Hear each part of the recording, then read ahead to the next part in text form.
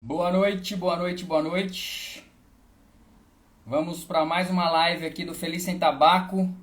Hoje nós temos o Leonardo Biagio, nutricionista. Vamos falar um pouquinho sobre tabagismo e nutrição. Na verdade, nutrição e tabagismo, né?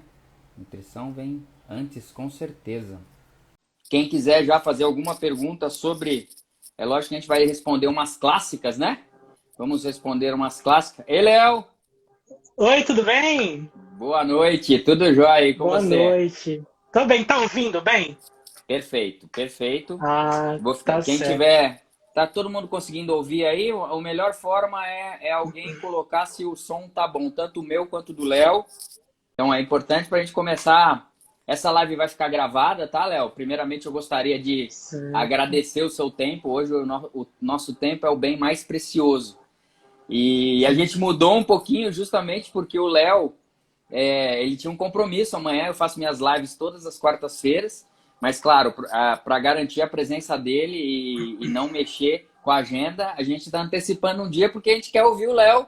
Ele que é o nosso nutricionista, ele e a Cris são os dois nutricionistas do Feliz Sem Tabaco. Ele é o componente mais moderno aí, da equipe. E primeiramente, Léo, eu queria que você se apresentasse. Agradecer sua presença e se apresenta aqui para o meu público que ainda não te conhece. Por favor, Léo, Tá obrigado. certo. Obrigado você. Boa noite a todos e a todas. Primeiramente, gostaria de agradecer o convite. É sempre um prazer participar da equipe virtualmente, né, presencialmente. Então, como você apresentou, eu sou o Leonardo, eu sou nutricionista. Eu sou formado em saúde cardiovascular pelo Instituto Dante Pazanese, né? Então, eu passei 3 anos da minha carreira trabalhando com saúde cardiovascular no Dante Pazanese e com isso também participando ativamente do grupo de tabagismo. Atualmente eu faço mestrado em nutrição e saúde pública pela Faculdade de Saúde Pública da USP e trabalho com a área do comportamento alimentar. Então, eu tenho a pós-graduação em comportamento alimentar, que é uma nova forma de fazer nutrição, né? De enxergar a nossa relação com a comida. O famoso Mindful Eating, né? É isso, Léo? Isso. Um dos componentes, né? Um dos. Você vai explicar Um dos tudo. Você vai componentes. explicar Isso, tudo. isso. Aham. Essa é a ideia aqui, porque eu tenho várias perguntas aqui já colocadas para você, mas eu não posso começar a live sem saber se realmente parar de fumar traz benefícios para a alimentação. Como é que é essa Sim. relação, Léo? Porque hoje quem busca aqui o conteúdo, ele quer saber um pouquinho sobre esse processo de cessação do tabagismo. Eu quero ver o nosso bate-papo aqui bem informal sobre essa relação de nutrição com o tabagismo, como é que e a gente vai abordar os diversos aspectos e a ideia aqui é conversar com o fumante que está nesse processo, aquele fumante que ele às vezes já parou e acabou ganhando peso, aquele fumante que ele tem medo, né? Principalmente as mulheres que têm medo de ganhar peso. Acho que é um grande obstáculo para as mulheres que querem parar de fumar, porque elas têm sim. Recentemente eu atendi uma paciente que ela tinha ganhado 10 quilos quando ela parou a primeira vez. Então, ela nesse segundo processo, ela parou de fumar de novo, não ganhou 1 quilo sequer. Então, eu queria que você abordasse um pouco e aí, surgindo as perguntas aqui, a gente vai... O que eu quero é responder todo mundo que estiver por aqui, tá bom? Tá Vamos lá, Léo, o certo. que você pode falar?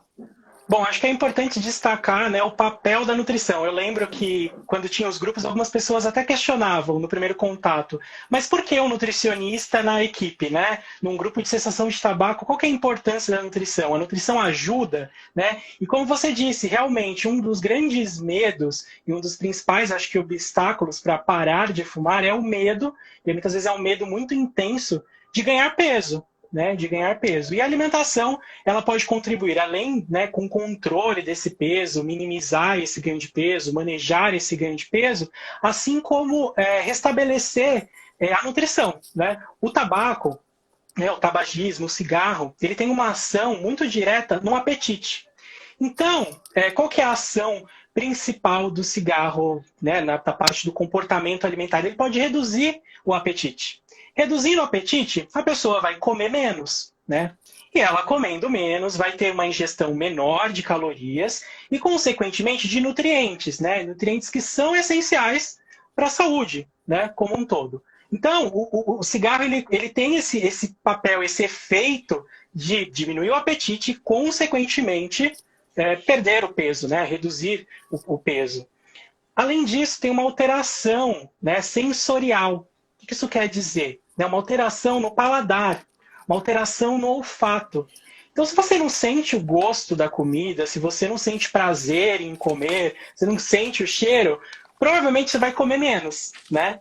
E aí, comer menos também vai levar essa deficiência, esse consumo limitado de nutrientes e também de energia. Então, esses são os pilares, né? Então, o cigarro, ele pode, sim, manter essa redução de peso. Então, as pessoas têm essa crença, né? Então, se eu parar de fumar, consequentemente, eu vou comer mais, né? Eu vou ganhar peso e eu não quero isso. E aí, muitas vezes, usa isso como uma forma de escapar, né? Desse processo de cessação de tabaco. Isso. Mas acho que é importante também reforçar que esse peso, esse ganho de peso, ele pode ser controlado, ele pode ser manejado, né? Acho que um dos menores problemas, né? Um dos menores efeitos, assim, de quando você para de fumar. É normal, vai acontecer, pode acontecer, né? Pode acontecer, mas existem estratégias, existem profissionais que são habilitados aí de ajudar nesse processo, de não ganhar excessivamente o peso. Né? Eu queria voltar um pouquinho antes da gente prosseguir nesse sentido e como a gente faz essa orientação, como você orienta nessa fase de cessação. A gente vai chegar nesse assunto um pouquinho mais lá para frente. Eu queria voltar um pouquinho nesse aspecto que você falou muito interessante da saciedade que o tabagismo... Porque o perfil do fumante, né? Quando você olha para um fumante, é claro que você lembra daquela pessoa mais magra. Né? O fumante, Sim. ele tem um perfil mais magro. E isso é um pouquinho de mito, na realidade. É lógico que a gente tem, proporcionalmente falando, as pessoas, porque tem esse centro da saciedade, né? Comprometido, né? Comprometido. E isso faz com que tenha um perfil. O fumante tem, além de acelerar metabolismo, tudo isso está relacionado ao tabagismo. E justamente nesse aspecto Só que é um mito no seguinte sentido. Existem estudos, né, mostrando que os fumantes, eles inclusive acumulam obesidade central, né? Então, às vezes, eles têm um acúmulo... não quer dizer porque ele é magro que ele não tem. Então, é uma mudança um pouquinho. Às vezes é mito de você achar que o fumante, só porque ele está magro, ele não acumula uma obesidade central, ele não tem uma retenção central, né, Léo? E não é só que a pessoa, isso que você está dizendo, a pessoa é magra, significa que ela não pode ter problema de saúde, ela pode ter essa concentração mesmo, essa gordura visceral, que é a gordura mais prejudicial, né? Que está relacionada com problema no coração, né? Com infarto, AVC. Então é importante a gente também desconstruir esses mitos, essas crenças em torno, né, do peso. Só porque a pessoa é fumante, ela é magra, não, tudo bem, estou saudável. Mas a saúde é muito mais do que isso, né? A gente tem que ver também os exames laboratoriais, a gente tem que ter uma visão ampliada do que é saúde. E como é que é feita essa visão? Quando chega um tabagista para ser atendido, Léo, como é que você aborda nesse sentido? Porque se ele vai parar de fumar e ele vai voltar a sentir o paladar, vai voltar a sentir o gosto, né? Como é que se faz esse processo? Como é que você coloca o Mindful Eating nesse processo? Eu queria que você comentasse, introduzisse esse comer intuitivo, né? Esse comer presencial. Dá uma falada um pouquinho pra gente, mesmo quando você trata até o paciente que não é fumante, como é que você... bom, enfim, é a sua área. Como é que você coloca ele nesse giro? Certo. Acho que a primeira etapa, principalmente para a pessoa que está parando de fumar, é tentar mostrar isso para ela, né? Que o peso pode acontecer, a gente consegue manejar com essa abordagem do comer intuitivo, comer com atenção plena. Né? Então, o que é isso? Comer com atenção plena, comer intuitivo? A gente comer de acordo com os nossos sinais de fome e saciedade. né? Nós nascemos com essa capacidade muito bem desenvolvida, né? Saber quando a gente precisa começar a comer, quando a gente precisa parar de comer, né? Então, quando o indivíduo ele para de fumar, ele vai ter mais contato com esse apetite, né? Ele pode sentir mais fome, né? Mas ele pode talvez não conseguir controlar essa fome, ou pode não conseguir respeitar, sentir a saciedade, e pode ter um comer descontrolado. Então, dentro da abordagem do comer intuitivo, de comer com atenção plena, a gente vai ensinar a resgatar esses sinais, identificar o que é fome, o que é fome física, que é aquilo que é natural, né? O que é uma fome, um comer emocional. Porque vale também lembrar que nesse processo é comum aparecer sentimentos de estresse, né? Sentimentos de ansiedade, angústia. E a comida, ela pode ser um refúgio. Entender que nessa fase também pode aparecer isso, usar a comida como refúgio, né? Então, eu vou comer para tentar aliviar esse sentimento de ansiedade, essa angústia. Então, ensinar também a pessoa a identificar quando eu estou com fome, quando é fome física e quando é comer emocional. Eu vou aproveitar e vou te perguntar uma coisinha, que é o que eu sempre falo dos fumantes, e se tiver algum fumante aqui, coloca, porque existe fumante que não seja ansioso, e aí é onde eu te jogo. Imagina que os fumantes são ansiosos e eles são ansiosos por conta do cigarro. Como é que você lida com essa? É justamente nesse ponto que eu quero que você aborde essa ansiedade que todo fumante tem. Então, se ele já está nesse processo, como é que você vai fazer esse link? Isso que eu queria, porque deu uma cortada, então eu queria que você fizesse um boot aí e refalasse justamente nesse sentido. Que é uma dúvida Tá. deles, né? Como é que... Tá, então é ampliar a consciência, né? Ampliar a consciência quando ele tem fome física e quando ele tem comer emocional. Então vou dar alguns exemplos para ficar mais claro, né? O que é a fome física? É quando é aquela necessidade fisiológica do seu corpo de comer porque tem falta de energia. Então faz muito tempo que você comeu, então você precisa comer por uma forma de um mecanismo de sobrevivência, né? O seu corpo começa a pensar mais sobre comida, até para você comer, buscar a comida. Esses são os sinais da fome física. E existem algumas figuras, algumas réguas que ajudam o indivíduo a identificar qual que é o nível dele de fome e se ele precisa comer ou não. Né? Mas se indicar um processo de reconexão, né? Reconexão com o seu corpo, reconexão com seus sinais, né? De fome e de saciedade. Então, entender o que é fome física. Normalmente, sinais como o estômago roncando, né? Você começa a ter hipoglicemia, então energia, fica com a visão turva, isso é fome física. Se você sente fome física, você tem que comer, você tem que buscar o alimento. Né? Agora, o que é emocional? O que é esse comer ansiedade, que é tão comum em pessoas que estão tentando parar de comer? É você comer, você não está com fome física. Você comeu há pouco tempo, você tem um desejo específico. Quando você está com fome fisiológica, você vai buscar qualquer alimento adequado para você satisfazer essa sua necessidade. No comer emocional, não. Normalmente é uma tendência de você comer algo doce, ou normalmente algum alimento que tenha bastante gordura, né? Então, isso já dá alguns sinais para você aprender a diferenciar. E eu gosto de duas perguntas, que são perguntas chaves para você enfrentar esse comer emocional. O primeiro passo é perguntar o que você está sentindo. Né? O que eu estou sentindo? Eu estou sentindo fome? Então você vai lembrar de todos aqueles sinais, aquelas características. Eu estou sentindo fome? Se eu estou sentindo fome, eu vou comer. Agora, se eu estou sentindo ansiedade, se estou sentindo medo, tédio, o que eu posso fazer? O que eu preciso? É de comida? Comida vai resolver meu problema? Normalmente não, né? Pelo contrário, pode trazer mais problemas. Você vai comer mais, enfim, pode levar ao ganho de peso, né? Então, você buscar estratégias que vai tirar esse foco da comida. Então, por exemplo, se eu estou entediado, o que eu posso fazer? Me distrair. De que forma que eu posso me distrair? Ligando para um amigo, ouvindo música, para uma atividade física, né? Se eu preciso de suporte psicológico, eu procuro um profissional, converso também com um amigo, né? Então, fugir daquele foco de buscar a comida para aliviar o seu próprio, porque ele não vai aliviar, ele não vai resolver. Né? Então, acho que o primeiro passo é esse, diferenciar o que é fome e o que é comer emocional.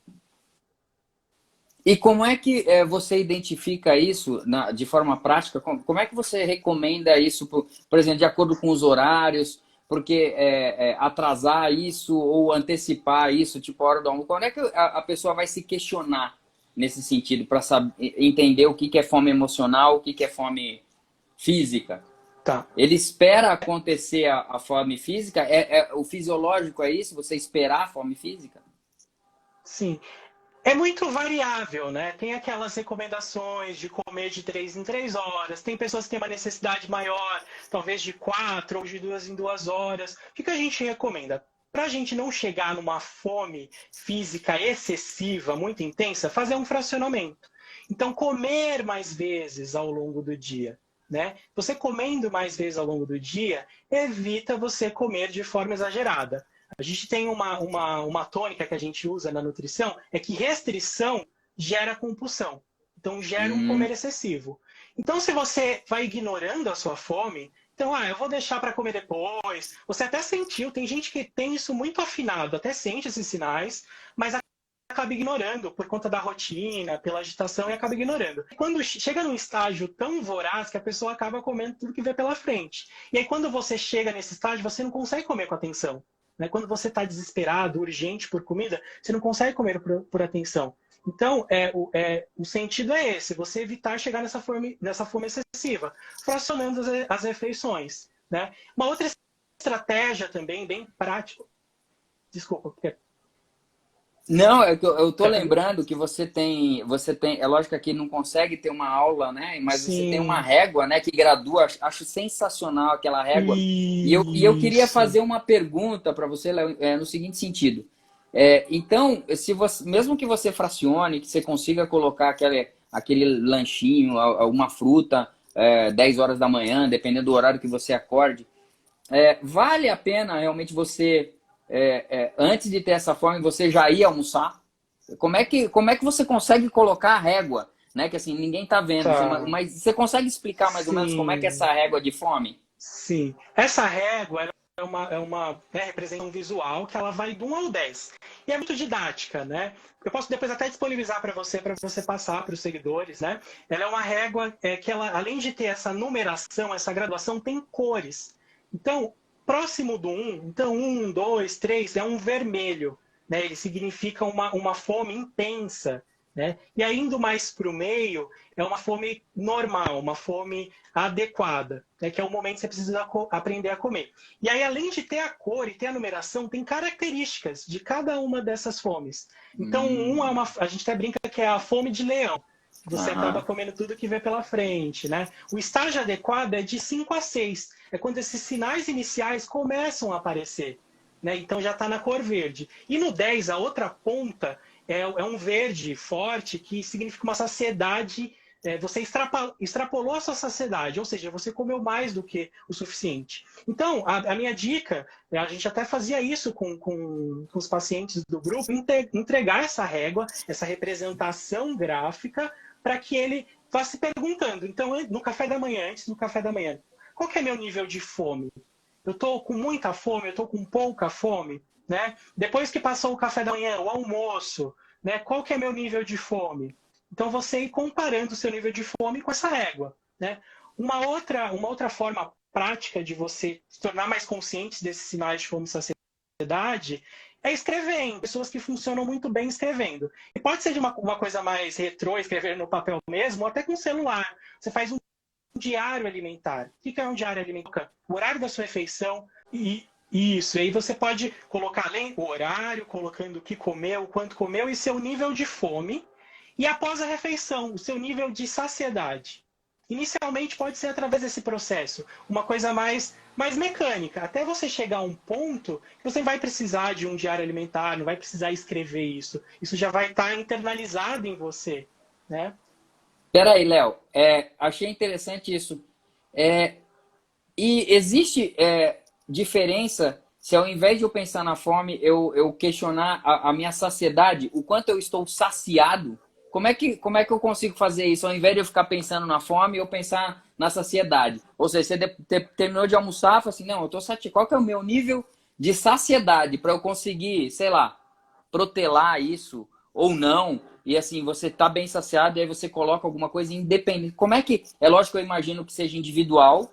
Você primeiro tem que dar uma dieta para saber se ele tá, né, se ele já tá fora do peso, porque muitas pessoas falam, é porque você come que nem um passarinho, por isso. Só que as pessoas, acho que antes do nutricionista avaliar, né, acho que é avaliar primeiro o quanto essa pessoa come, né? Qual é o questionário que você falou, né? Sim, Primeiro tem uma avaliação individual, só para contextualizar a nutrição de uma forma geral, né? Primeiro você tem que avaliar o sim. quanto que ele está fazendo hoje.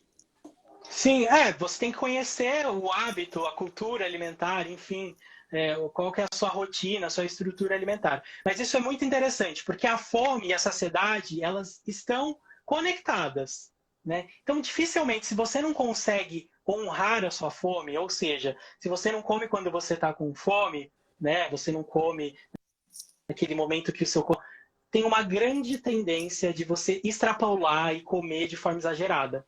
E aí fica difícil você fazer o caminho inverso, né? Você falar de saciedade e não falar de fome. Então, o princípio é esse, você começar a entender a sua fome e até se perguntar durante a refeição. Se perguntar durante a refeição, será que eu atingi essa minha saciedade? Eu preciso comer mais ou não? É um treinamento, né? Como qualquer processo de mudança de comportamento, é um treinamento e você vai praticando isso, né? E outro ponto que você destacou da saciedade, a saciedade ela é muito variável e depende do que a gente come. Tem alguns alimentos que fornecem mais saciedade. Então, vamos colocar um Hum, exemplo aí, os show. alimentos ricos em fibras, né? As fibras, elas dão mais saciedade. Gordura também, proteína, então alimentos proteicos também dão mais saciedade. Então vamos supor que eu vou fazer um almoço e tem bastante alimentos, fontes de proteína, que tem bastante fibra. Tem uma grande tendência de você não sentir tanta fome logo. A sua fome pode demorar para aparecer, né? Assim como você come uma refeição que não tem tanta fibra, não tem tantos alimentos ricos em fibras, não tem tanta proteína, vamos supor que só tem arroz, só tem carboidrato, né? É possível que a sua fome, você sinta a fome rapidamente. Então, é um processo de experiências também, você observar. Será que isso que eu estou comendo tá me dando saciedade? Qual que é a sustentabilidade dessa saciedade? Quando eu como esses alimentos que têm mais fibras, eu fico mais saciado? Então, é um processo de autoconhecimento, né?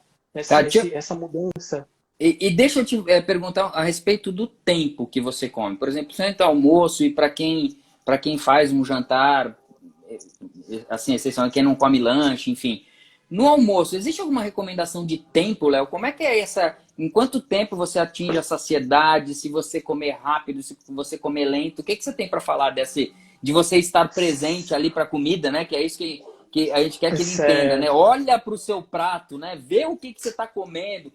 Prepara o seu prato. Essa história de repetir, sei lá, minha cabeça está fuzilando aqui. Vamos lá. Tá, tá. É importante a gente contextualizar o que é comer com atenção plena, né? Comer com atenção plena, que a gente já falou bastante, agora vamos definir. Comer com atenção plena é você direcionar a sua atenção para o momento da refeição. E a sua atenção e sem julgamento, né? Sem julgamento e com uma abertura e curiosidade. Traduzindo, o que é isso? É você comer percebendo tudo sobre o ato de comer. Não só, né, o visual, mas também o aroma, né, o som que a comida pode produzir, né, os pensamentos. Né? A gente tem uma forte conexão entre corpo e mente, não são coisas separadas. Né? Então, da forma que eu penso sobre comida, isso pode impactar da forma que eu como, a quantidade que eu como, né? Mas a atenção plena é isso, né? É uma experiência que envolve todos os seus sentidos. Eu gosto de dar um exemplo, que a atenção plena, né? Comer com atenção plena é como se uma criança estivesse experimentando sorvete pela primeira vez. Então, o que ela vai fazer? Ela vai estar totalmente voltada para aquele momento. Ela quer perceber que gosto tem, né? A temperatura daquilo, ela vai Hum. fazer comparações, né? Diferente quando você come de uma forma automatizada, sem perceber, você não vai perceber esses sentidos, essas características. Então, eu gosto muito dessa comparação. Comer com atenção plena e a criança experimentando o alimento pela primeira vez. E a gente estimula isso na prática, né? Você comer aquela refeição como se fosse a primeira vez. Perceber nuances que você não tinha percebido, sabores, né?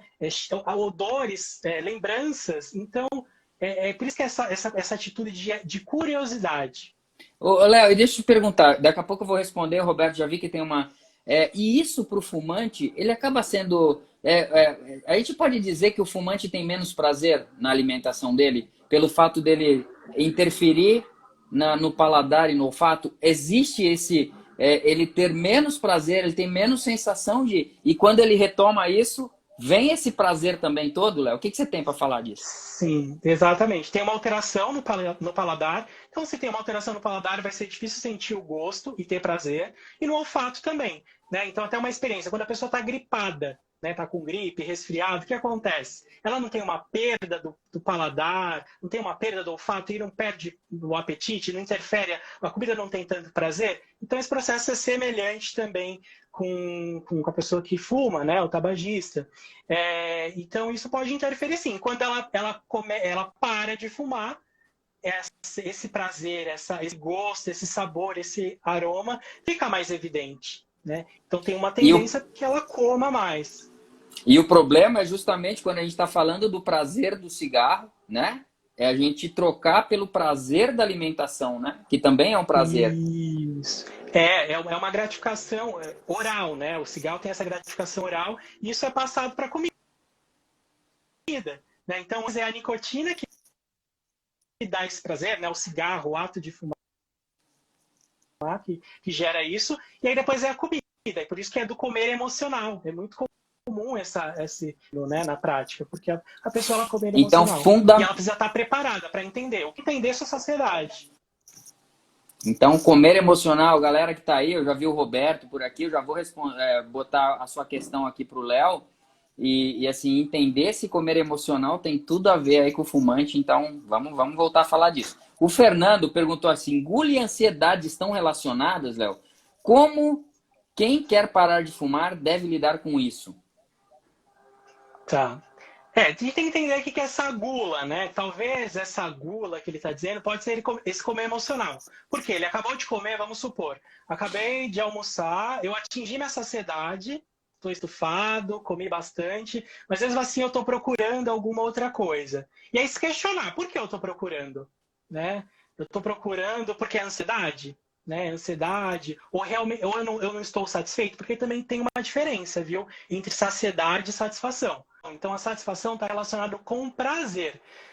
E a saciedade é a plenitude gástrica, ou seja, eu estou cheio, aquela sensação física. Então, por exemplo, se eu como uma refeição que não me agrada, né, que não me dá essa satisfação, tem uma grande tendência de eu me sentir insatisfeito. Foi uma refeição que não foi prazerosa. E aí eu vou buscar um alimento, que aí muitas vezes é um alimento gorduroso, ou um doce, né? Por isso que eu gostaria até de pontuar um pouco sobre essas dietas malucas, essas dietas da moda, né? Que exclui grupos de alimento, restringe alimentos.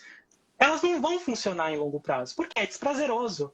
O indivíduo ele não sente satisfação. Então ele não vai conseguir sustentar isso em longo prazo. O que pode acontecer muitas vezes é o efeito inverso. Ele acaba comendo mais e tendo aí episódios de compulsão alimentar, pode ganhar mais peso. Então tem que tomar muito cuidado com isso. Legal, Léo. Deixa eu responder o Roberto. Em relação a fumar e chupar bala ou chiclete, que tira um pouco da ansiedade de querer fumar, faz mal? Depende muito. Por exemplo, se for a bala tem açúcar, né? Açúcar, além de poder da carne, aí pode ter uma elevação de caloria. Mas se você for, por exemplo, comprar uma goma de mascar que não tem açúcar, não teria problema. Mas também entender que, assim, se você está sentindo fome física, se a fome está sentindo, não vai ser a bala e não vai ser o chiclete que vai resolver essa sua sensação. Você precisa comer, né? Mas O que pode eu ser uma acho que estratégia. é isso, Léo.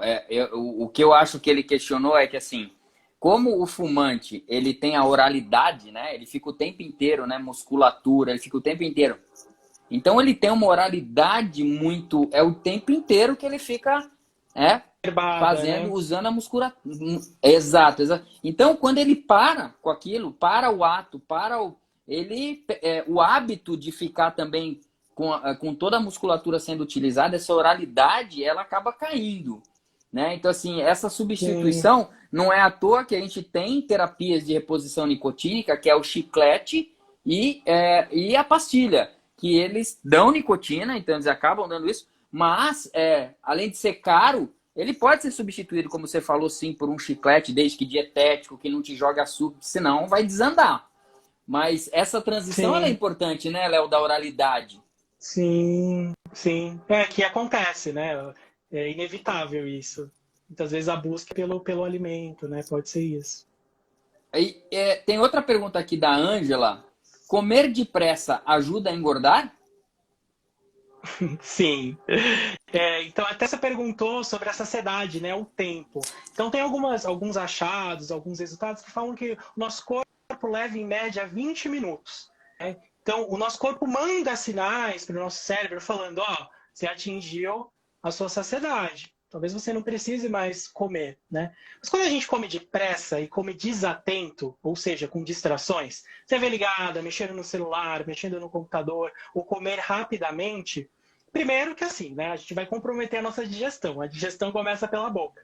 Eu gostaria de falar que o nosso estômago não tem dentes. Então, se você não mastiga adequadamente, a sua digestão pode ficar comprometida. E por outro lado, também, você não vai dar o tempo necessário para sentir a sua saciedade. Sentir, né? Então é mais ou menos em 20 minutos. Mas e esses 20 minutos, assim, eu posso colocar para mim, independente de eu ser magro, e eu tenho que colocar isso também, que o comer devagar e a mastigação, enfim, o número tem gente que fala até de números, né? De quantas vezes você tem que mastigar.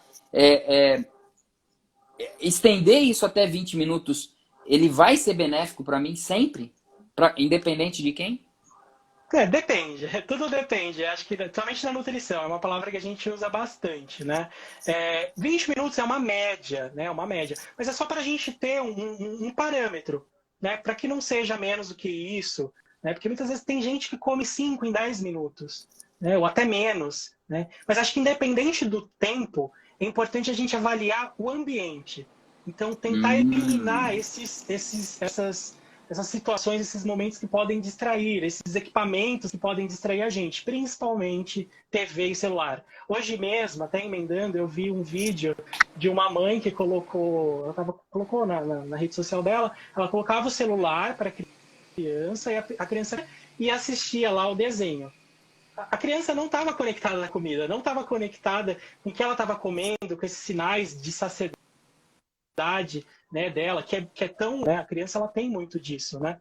Para também não ficar seguindo uma regra fixa, não, são 20 minutos, ficar cronometrando, acho que é melhor você avaliar se tem elementos que vão te distrair ou não e evitar esses elementos, pode ser TV, celular, computador, tentar eliminar esses elementos que vão distrair. E respondendo a pergunta da mastigação, não tem um número X de mastigações, devo mastigar 1000 vezes. Não, mastigar de uma forma que consiga mastigar, triturar bem o alimento, isso vai ajudar na digestão, e que você fique conectado com esse processo também de mastigar, de sentir o gosto. Porque quando você mastiga mais, você consegue sentir mais o gosto dos alimentos, você está mais atento.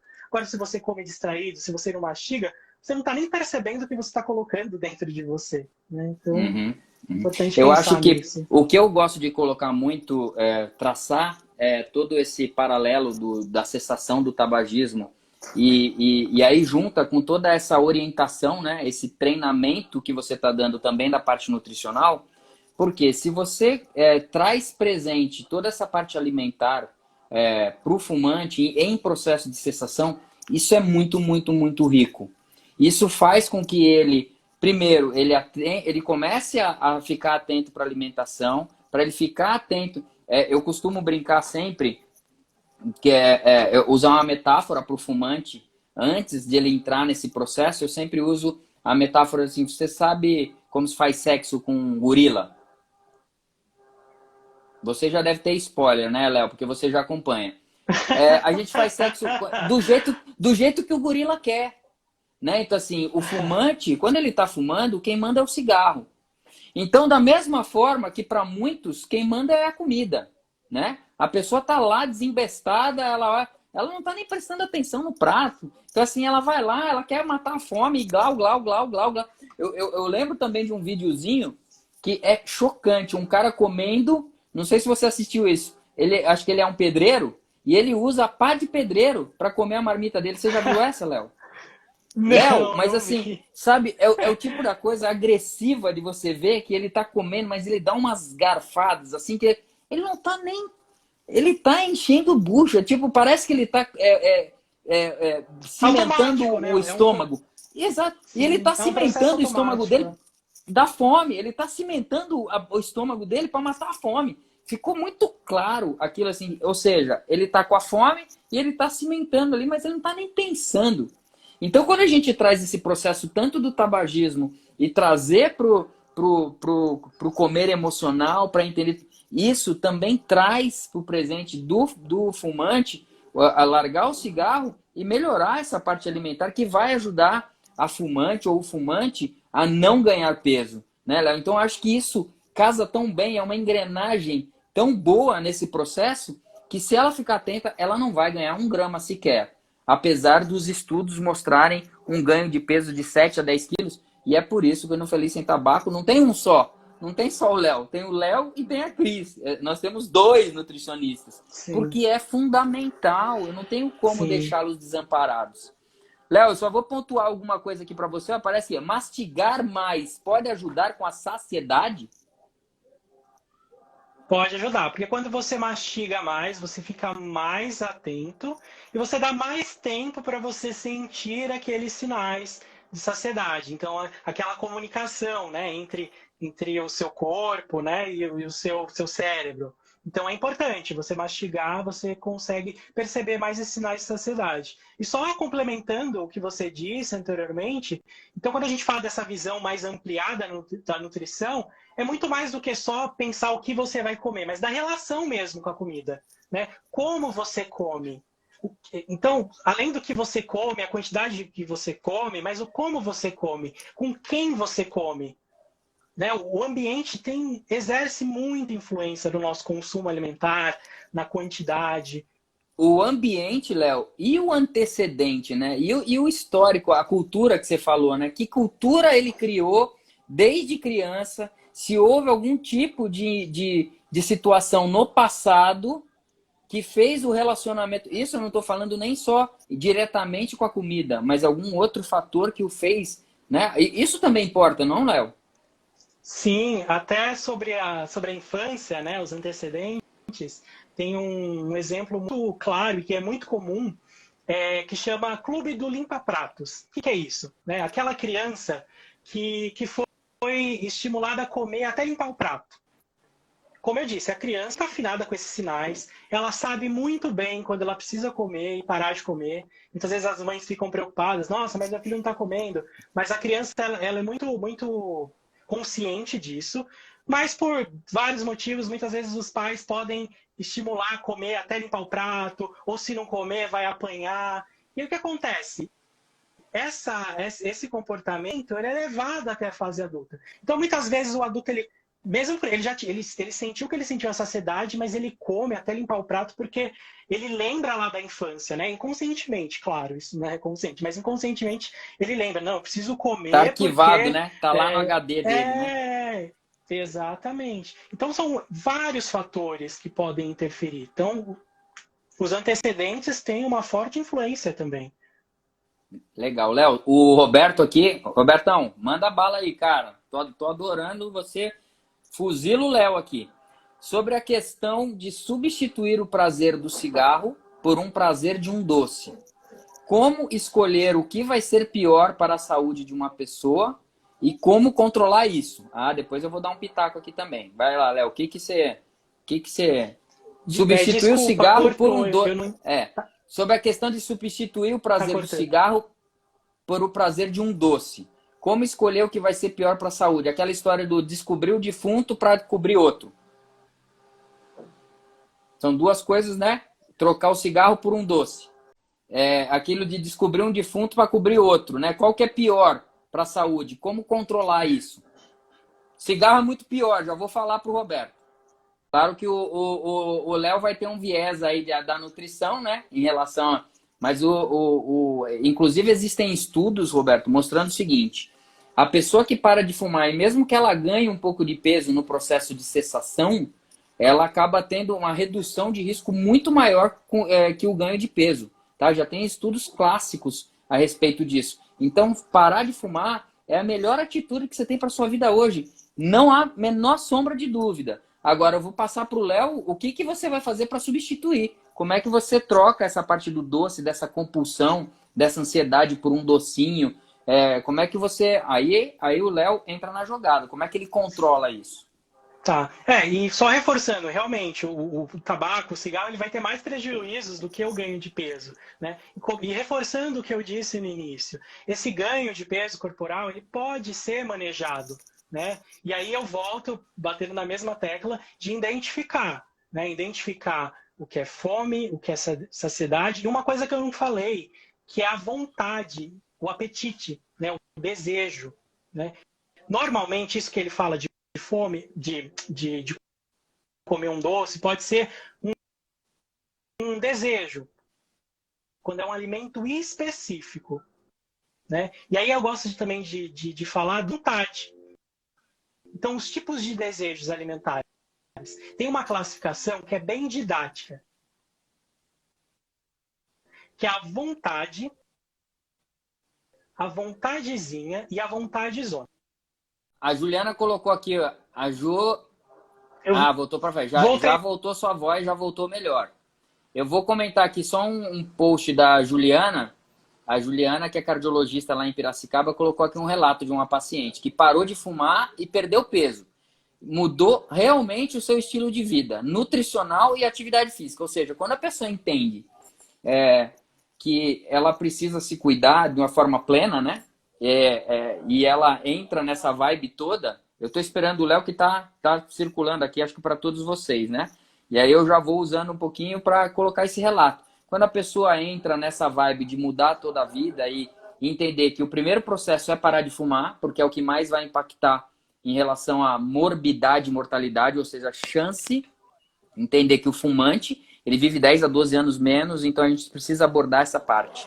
Então ela é fundamental. E como o Léo falou, a gente consegue, mesmo que ela tenha algum ganho de peso, a gente consegue abordar depois. Né? A gente consegue, aí é onde entra a parte nutricional, o nutricionista consegue pontuar. Então foi bem interessante, foi um relato que eu dei aqui, Léo, você voltou aí, agora eu vi, de uma paciente que mudou totalmente, então mudou estilo de vida, fez atividade física, parou de fumar, então entrou na vibe total, isso é o que a gente quer. Né? Assim, a gente quer não, né? É o que Deus quer para todos nós, né? Deus quer que nós tenhamos uma vida plena, uma vida saudável, uma vida em todos os aspectos, espiritual, físico, financeiro. Então isso é o que quando a pessoa entende isso, ela Sim. começa a mudar o mindset dela e o mindful eating e ela muda completamente.